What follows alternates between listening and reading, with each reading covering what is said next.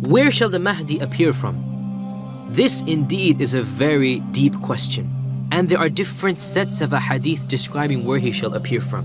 One set of ahadith describes that a group of Muslims shall march from the east. In one narration, even the land of Khurasan is mentioned. And these ahadith all predict the appearance of an army from the east, riding and marching with black flags, and they shall have within them the Mahdi.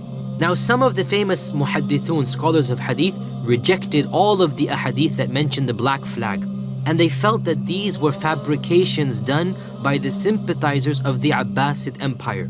This is because the early Abbasid revolutionaries used the symbol of the black flag in their fight against the Umayyads, and they eventually won.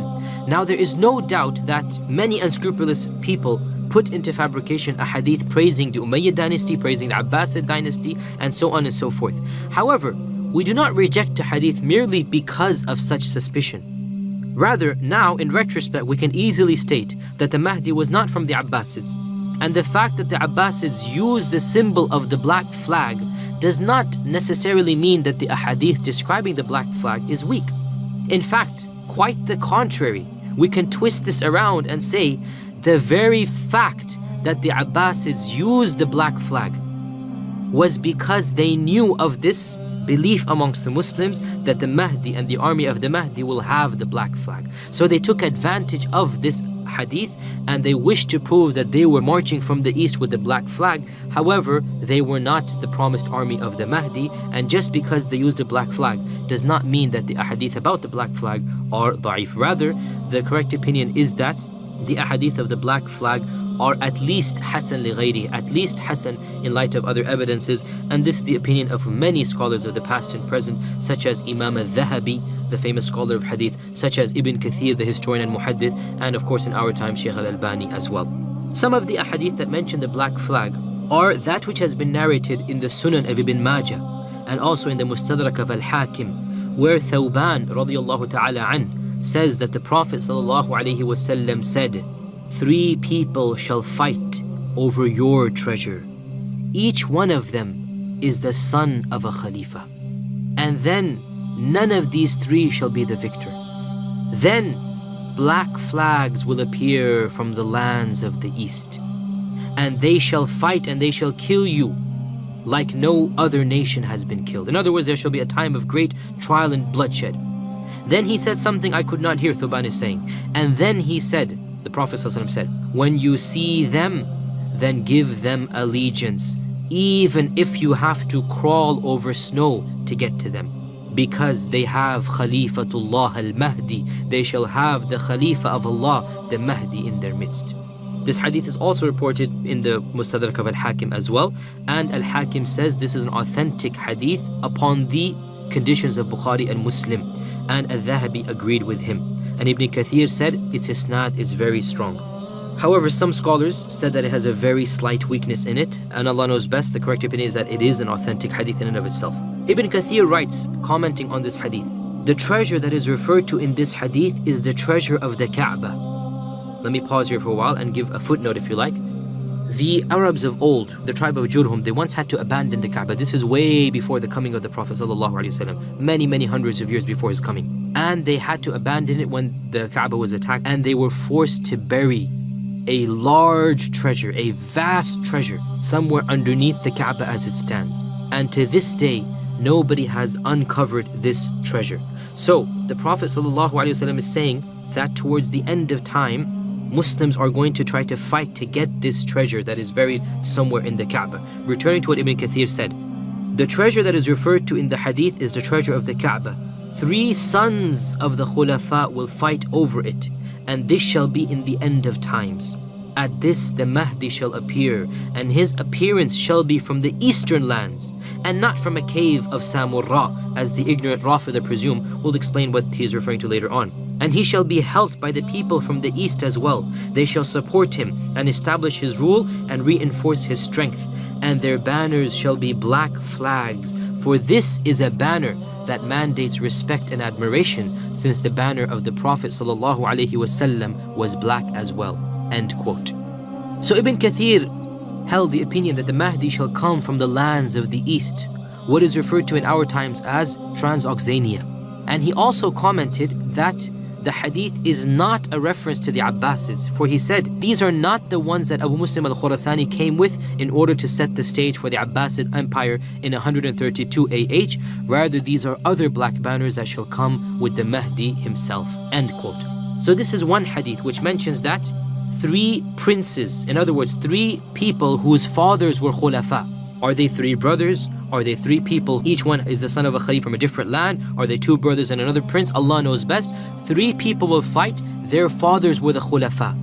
3 people shall fight somewhere around the haram, somewhere around the Kaaba, and none of these 3 will be the victor. After they fight, the Prophet ﷺ said, from the lands of the east shall come an army marching with black flags. And he said, they shall have the Mahdi in them. If you even have to crawl over snow to get to them because the Mahdi will be there. And this hadith in and of itself is Hasan, insha'Allah ta'ala. There is another hadith which is weak, and it also mentions the black flag. And remember we said when there is more than one hadith that is weak, you can increase its authenticity to the level of Hasan. And this hadith is reported in the Jami' of Abi Isa at-Tirmidhi, or the Sunan of at-Tirmidhi, and also in the Musnad of Imam Ahmad, where Abu Hurairah radiyallahu ta'ala anhu narrated, there shall appear from Khurasan black flags. Nothing shall be able to repel them until these flags are planted in Iliya. Iliya is one of the names of Jerusalem.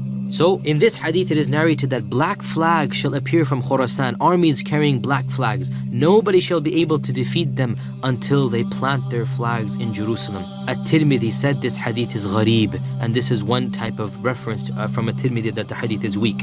And in its chain is Rishdin ibn Sa'd. Al-Hafidh ibn Hajar said Rishdin ibn Sa'd is weak. And likewise, other scholars also agreed that one of these narrators is weak. Therefore, this chain is weak and it cannot be taken as an evidence in and of itself. Khurasan is the name given to the land that stretches in our times from modern Iraq to the borders of India. It covers the countries of Uzbekistan, Turkmenistan, Iraq, Iran, portions of Afghanistan. This is what was called in the past Khurasan. And this is what the hadith is referring to. As we said, it has a very slight weakness in it. Yet another hadith mentioning the black flag is a very long hadith narrated in the Sunan of Ibn Majah from Abdullah bin Mas'ud radiyallahu ta'ala an. And the phrase in it that is of relevance, he said that the Prophet sallallahu alaihi wasallam said, and then shall come from the east, al-Mashriq, groups of people carrying black flags. And the hadith is a very long one. This hadith is clearly weak. It has in its isnad Yazid ibn Abi Ziyad. Yazid ibn Abi Ziyad is, if you like, a famous, or to be more precise, an infamous weak narrator of hadith. Waki' ibn Jarrah, the famous scholar of hadith, said this hadith has no basis to it. And Imam Ahmad, commenting on Yazid ibn Abi Ziyad, said his hadith about the black flags has no basis. So Imam Ahmad considered the hadith of the black flags to be da'if. However, these are now 3 hadith. The first of them, as we said, in and of itself it is Hasan. The other of them in At-Tirmidhi it is weak, and the third of them Ibn Majah also it is weak.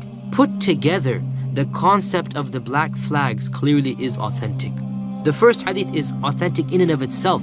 Added to that, you have these 2 hadith, both of which are slightly weak, and so the concept of the black flag appears to be authentic, and we can state for certain that of the signs of the Mahdi shall then be the coming of the black flags. As we mentioned earlier, some of the famous scholars of the past considered these hadith to be weak, and of the reasons given, not the sole one, was that the Abbasids used black flags as their banners in order to give the impression that they were this promised army from the east. However, as we said, we can look at this in the exact opposite light and say, why did the Abbasids want to give this impression? Because they knew of the existence of these hadith. And so in reality, the historical fact that the Abbasids came with black flags could actually lend credence to the ahadith of the Mahdi carrying the black flag. There is no doubt that the Abbasids did not have the Mahdi amongst them, but they hoped and they desired that he be amongst them, and that is why they used this concept of the black flags. Additionally, the concept of the black flags was invoked even before the coming of the Abbasid dynasty. It is reported in the famous history book of At-Tabari, Tarikh al-Rusul wal-Mulk, and also Al-Bidayah wal-Nihaya of Ibn Kathir, that one of the rebels against the Umayyad dynasty by the name of Al-Harith ibn Surayj claimed to be the Mahdi. And they say he took a black flag as his banner. Al-Harith was killed in the year 128 Hijrah, and he started his preaching over a decade before this, way before the Abbasid dynasty started its preaching in the Umayyad times. Therefore, there is clear historical evidence to support the claim that the concept of a black flag was linked to the appearance of the Mahdi, even before the coming of the Abbasid dynasty.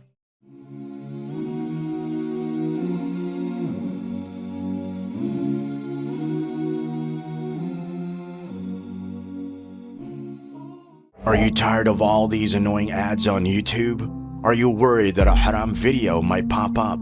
Well, the One Islam TV app is here to solve these problems, inshallah.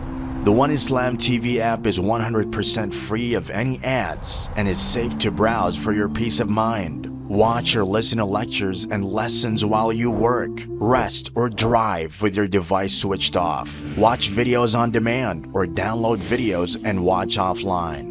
Watch hundreds of high-quality produced Islamic reminders, Quran learning videos, stories of the prophets, and so much more. 2 to 4 new videos uploaded daily, inshallah.